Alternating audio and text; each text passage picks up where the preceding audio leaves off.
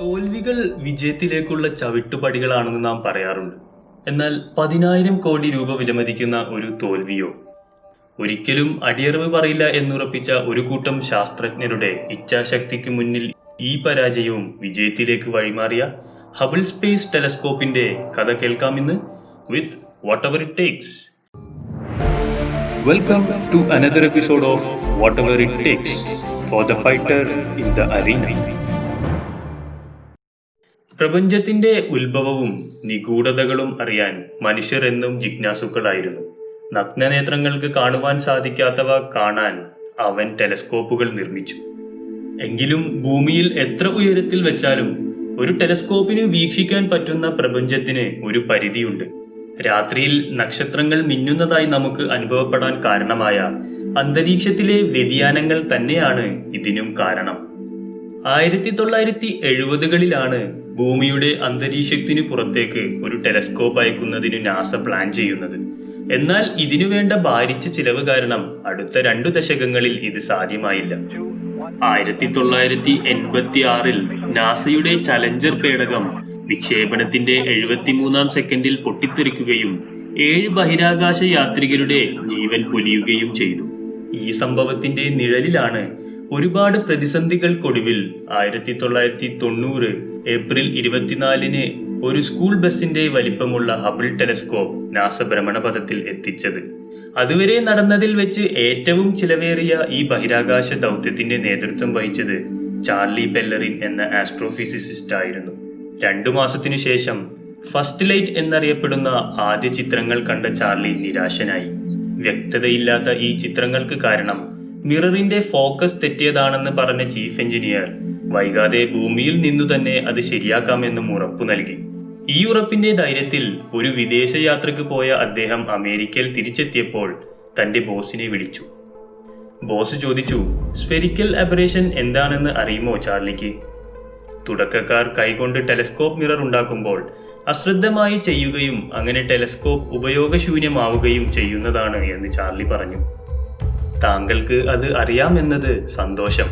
Spherical aberration ഉള്ള ഒരു മിററുമായാണ് നിങ്ങൾ ഹബിൾ ടെലസ്കോപ്പിനെ ബഹിരാകാശത്തേക്ക് അയച്ചിരിക്കുന്നത്, ബോസ് പരിഹസിച്ചു. തങ്ങൾ അങ്ങനെ ചെയ്യില്ല എന്ന് പറഞ്ഞ ചാർലിയോട് അന്നത്തെ ഏതെങ്കിലും ന്യൂസ് പേപ്പർ എടുത്ത് വായിച്ചിട്ട് തിരിച്ചു വിളിക്കാൻ ബോസ് ആവശ്യപ്പെട്ടു. ദേശീയ ദുരന്തം. പിഴവുള്ള കണ്ണാടിയുമായി നാസ ടെലസ്കോപ്പ് വിക്ഷേപിച്ചു. ഈ തലക്കെട്ട് കണ്ട അദ്ദേഹം ആദ്യം വിശ്വസിക്കാൻ കൂട്ടാക്കിയില്ലെങ്കിലും പിന്നീട് ആ യാഥാർത്ഥ്യം അദ്ദേഹത്തിന് അംഗീകരിക്കേണ്ടി വന്നു. രാജ്യം മുഴുവൻ നാസയെ പഴിച്ചു. $1.5 ബില്യൺ മണ്ടത്തരം. പത്രങ്ങൾ ചാർലിയെയും ടീമിനെയും അവഹേളിച്ചു. ഈ വമ്പൻ പരാജയം അവരെ നിരാശാവലയത്തിലേക്ക് തള്ളിവിട്ടു. മെയിൻ മിററിലെ മാനുഫാക്ചറിംഗ് ഡിഫക്റ്റ് കാരണം പ്രകാശരശ്മികൾക്ക് ഫോക്കസ് ചെയ്യാൻ സാധിക്കാത്തതായിരുന്നു ഹബിളിന്റെ പ്രശ്നം. ഒരു മുടിനാരിഴയുടെ 50-1 കനത്തിലുള്ള ഡിഫക്റ്റാണ് 2.4 മീറ്റർ ഡയാമീറ്ററുള്ള മിററിനുണ്ടായിരുന്നത്. എന്നാൽ ഇമേജിൽ വലിയ തകരാറുകൾ വരുത്താൻ ഇതുതന്നെ ധാരാളമായിരുന്നു. ഭ്രമണപഥത്തിലേക്ക് അയച്ച ടെലസ്കോപ്പ് തിരിച്ചു കൊണ്ടുവരിക അസാധ്യമായിരുന്നു. എങ്കിലും ഈ ടെലസ്കോപ്പ് കുറ്റമറ്റതാക്കുക എന്നത് നാസയുടെ അഭിമാന പ്രശ്നമായി മാറി. മാസങ്ങളുടെ കഠിന പ്രയത്നത്തിനൊടുവിൽ ഒരു പരിഹാരം തെളിഞ്ഞു വന്നു. നാം മനുഷ്യർക്ക് കാഴ്ചക്ക് മങ്ങൽ വരുമ്പോൾ നാം കണ്ണട വെക്കുന്നു. അതുപോലെ ഹബിളിന്റെ മങ്ങൽ മാറ്റാൻ 5 ജോഡി മിററുകൾ ഉൾപ്പെടുന്ന ഒരു മെക്കാനിസം കൊണ്ട് കഴിയുമെന്ന് ടീം കണ്ടെത്തി.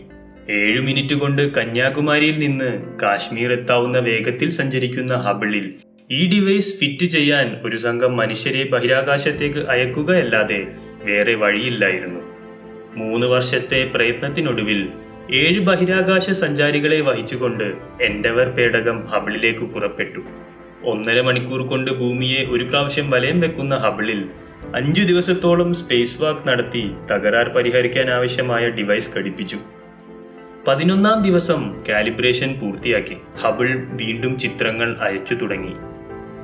അന്ന് ആ ടീം മുഴുവനും കണ്ണിൽ എണ്ണയൊഴിച്ച് കമ്പ്യൂട്ടർ സ്ക്രീനിന് മുന്നിൽ കാത്തിരുന്നു. അവസാനം തെളിഞ്ഞു വന്ന വിസ്മയകരമായ ചിത്രങ്ങൾ കണ്ട് ആ ടീം കോരിത്തരിച്ചു. ചാർലി ആനന്ദാശ്രുക്കൾ പൊഴിച്ചു. മനുഷ്യൻ അന്നുവരെ കണ്ടിട്ടില്ലാത്ത ഒരു അത്ഭുത പ്രപഞ്ചമാണ് ഹബിൾ നമുക്ക് തുറന്നു തന്നത്. 30 വർഷത്തിനു ശേഷം ഇന്നും അമൂല്യമായ വിവരങ്ങളാണ് പ്രപഞ്ചത്തിന്റെ ഉൽപ്പത്തി, ലക്ഷക്കണക്കിനുള്ള ഗാലക്സികൾ, ബ്ലാക്ക് ഹോളുകൾ എന്നിവയെക്കുറിച്ചെല്ലാം ഹബിൾ നൽകിക്കൊണ്ടിരിക്കുന്നത്. അങ്ങനെ ആ 1.5 ബില്യൺ മണ്ടത്തരം വർഷങ്ങൾക്ക് ശേഷം തിരിഞ്ഞു നോക്കുമ്പോൾ ഒരു ഗംഭീര വിജയമായി മാറി. 1986 ചലഞ്ചർ ദുരന്തത്തിന് ശേഷം രാജ്യത്തെ അഭിസംബോധന ചെയ്ത അമേരിക്കൻ പ്രസിഡന്റ് റൊണാൾഡ് റീഗൻ പറഞ്ഞിരുന്നു, future doesn't belong to the faint hearted, it belongs to the brave. Hubble repair മിഷനിലൂടെ നാസ അത് തെളിയിച്ചു. ഒരു തോൽവിക്ക് ശേഷം എനിക്കത് സാധിക്കില്ല എന്ന് പറഞ്ഞ് പരിശ്രമം ഉപേക്ഷിക്കുന്ന കൂട്ടത്തിലാണ് നമ്മളിൽ പലരും. ചുറ്റിനുമുള്ളവർ പ്രോത്സാഹനം നൽകാത്ത സാഹചര്യമാണെങ്കിൽ പ്രത്യേകിച്ചും. എന്നാൽ success is not final, failure is not fatal, it is the courage to continue that counts. Ever tried, ever failed, no matter. Try again, fail again, fail better. Thanks for watching. Stay blessed.